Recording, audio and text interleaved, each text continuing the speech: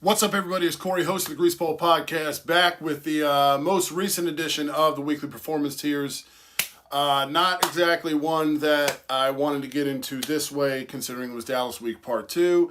And Christmas Eve got boner killed thanks to a loss to the Antichrist. But, first road loss of the year for the Birds came at the worst possible time against the worst possible opponent, but hey, sometimes you got to do these things, right? So here we are for the Week 16 performance tiers. If you need a reference point or if you'd like one for the following tiers and why they are named what they are and the significance of them, click the link above and that will take you to the introduction of the performance tiers and why they're named what they are. So, not really in the mood to waste a lot of time, right? Loss to Dallas doesn't put anybody in a good mood. So let's just go ahead and start where we start each and every week with the Dawkins tier, where we find Devontae Smith. And, look, what a game out of Devontae with 8 catches for 113 yards and 2 touchdowns.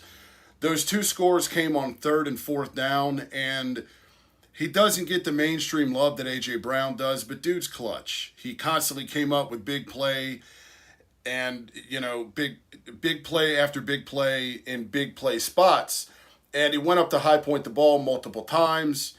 And this is the second consecutive game that he's come up big. Several big games this year out of Devontae Smith. And that's why he's become a regular contributor to the Dawkins tier in these videos. Josh Sweat and Hassan Reddick. These two dudes are starting to remind me a little bit of Reggie White and Clyde Simmons, right? Maybe a B-budget version or a modern version, if you will. Sweat had an early pick six, a 42-yard return where he shedded Dak Prescott to make it 10-0 Eagles early. Sweat also had 2 sacks on the day to reach double digits for the first time in his career. Reddick continues to show up big, week in, week out. He posted 2 sacks of his own to give him a new career high of 14 and counting. These two dudes are the tent poles of his defense. And each and every week, if nobody else shows up on this defense, these guys are going to bring the heat every week. And that's why they appear here in the Dawkins tier for the second consecutive week. Moving on to the Charlottesville tier, Chris Long tier. Gardner Minshew. This wasn't a bad game out of Minshew. He finished 24 of 40 for 355 yards and 2 touchdowns. And he also had 2 interceptions, although one of them was because Quez Watkins' scrawny ass had the ball wrestled away from him by Deron Bland. So, the fucking 80s porn star isn't entirely to blame for that one. But Minshew went deep to A.J. Brown on the first drive for 48 yards. He threw a few balls up where guys like Devontae Smith and Dallas Goedert could go up and get it. The only thing he himself did directly that made me want to break shit was when he put too much on that final throw, right? You got the final play, the game's on the line. You can't put the ball in the fucking third row. Devontae Smith, Dallas Goedert, dudes have been going up vertical for balls all day. You have to give guys a chance to come down with the ball there. And Minshew's the backup. He's not Jalen Hurts, right? So you don't expect the offense to look the same. All you can ask from a backup is to give you a chance. And all things considered, he did that and enough to put the Birds within 1 play of clinching home field advantage. He just didn't make exactly the right throw when he had to. Bottom line. Moving on to the bummer side of shit with the Nelson Aguilar tier. Darius Slay. And look, Big Play Slay did nothing but surrender big plays against Dallas. CeeDee Lamb carved this fucking secondary to shreds.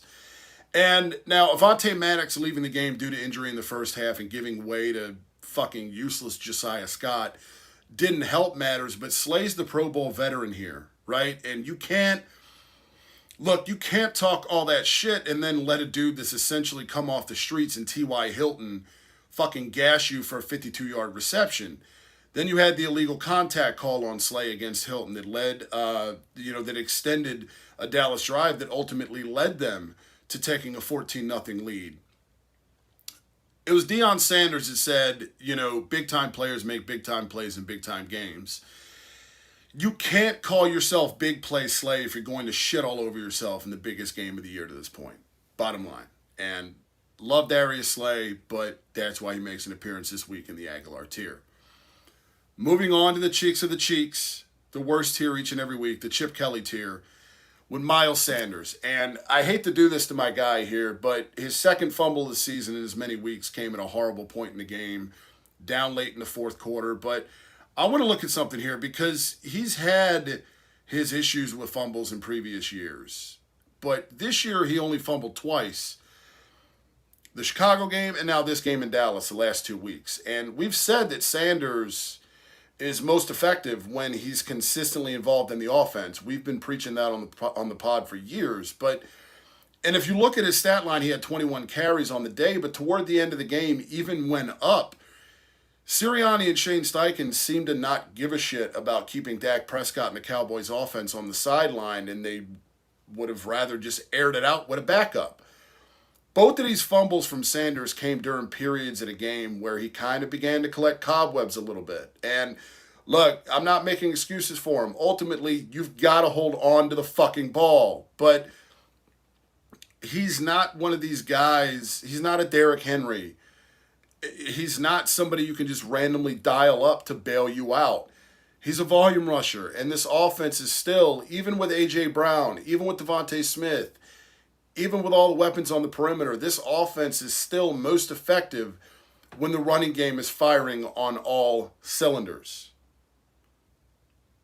The worst thing to happen in this game, aside from the fact that it was an actual loss, the Lane Johnson injury. This could arguably be worse than the injury to Jalen Hurts in terms of how it will affect the offense. He went down late in the game, and nothing against Jack Driscoll, former fourth rounder, but no. Just no.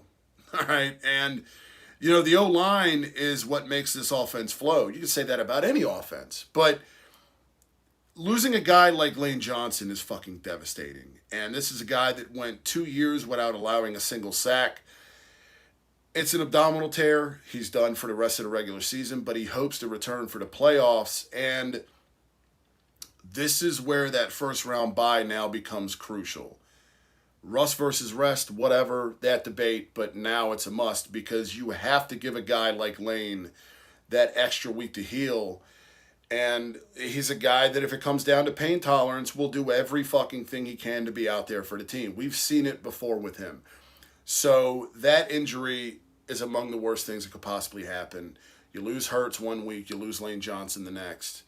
Here we fucking go. So next game against New Orleans, and this game is twice as important in its own way because not only is it an opportunity to clinch home field advantage, but the Birds own the Saints' first rounder in the upcoming draft. So the more losses New Orleans takes, the higher the pick, which gives Howie more and better ammo to build to an already Super Bowl caliber roster.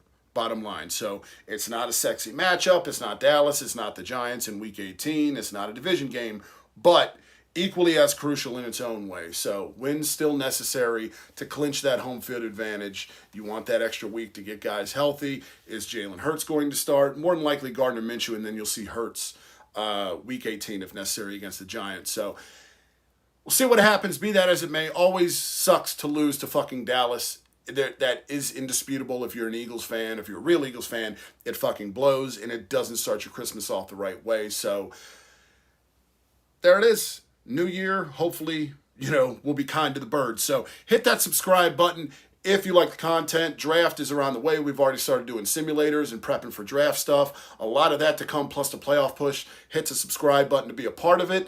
Leave a comment below with your thoughts on the Dallas game, and we will see you back here next time. Flagship, the Mothership podcast comes your way each and every Monday, Apple Podcasts and Spotify. Check that out there. We'll see you next time. As always, go Birds.